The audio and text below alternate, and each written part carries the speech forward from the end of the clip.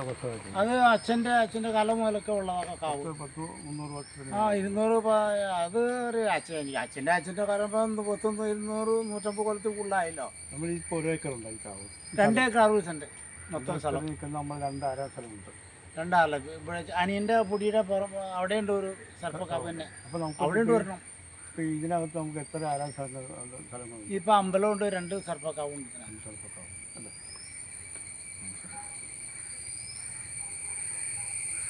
അതിപ്പോൾ സർപ്പക്കാവ് ഒരേക്കറിന് മേലുള്ള കാവുകൾ പഴിച്ചു കൊടുക്കണമെന്ന് സർക്കാർ നിയമമാണ്. ട്രസ്റ്റ് വേണം, ട്രസ്റ്റ് വ്യക്തികൾക്കല്ല. അത് വ്യക്തികൾക്ക് കൊടുക്കണമെന്ന് നമ്മളിപ്പോൾ ഒരു ഡിമാൻഡ് കിട്ടിയിട്ടുണ്ട്. കാര്യം കേരളത്തിൽ ഒത്തിരി സ്ഥലങ്ങളിൽ വ്യക്തികൾ നടത്തുന്ന സ്ഥലങ്ങളുണ്ട്. അപ്പോൾ അതുകൊണ്ട് സർക്കാരുമായിട്ട് ബന്ധപ്പെട്ട് കാര്യങ്ങൾ ചെയ്യുന്നുണ്ട്. അപ്പം നമുക്ക് നിങ്ങൾ പേടിക്കണ്ട, അത് കേട്ടോ, നിങ്ങൾ പേടിക്കണ്ട. എന്ത് വിചാരം നോക്കാം, ഇത് 1/2 സ്ഥലമാണെന്നൊക്കെ പറയാം, ഓരോരുത്തരും പറയാം. അതിന് ചേട്ടൻ്റെ പേരിലാണ് ഇത് കിടക്കുന്നത്.